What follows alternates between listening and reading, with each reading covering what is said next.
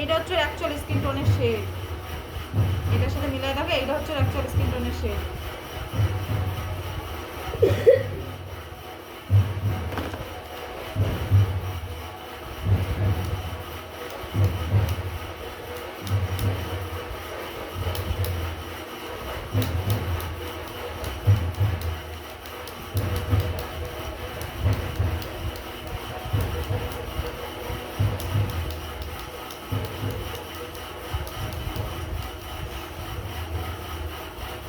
আমাকে সবসময় স্কিন টোনটাকে আগে মানে যেটা বেস করছি না, বেসটা আমি যত বেশি সুন্দর অ্যাডজাস্ট করতে পারবো তত বেশি ভালো লাগবে দেখতে। এবার আমি কনসিল করে আমি আরও ব্রাইট করতে পারি মেকআপ।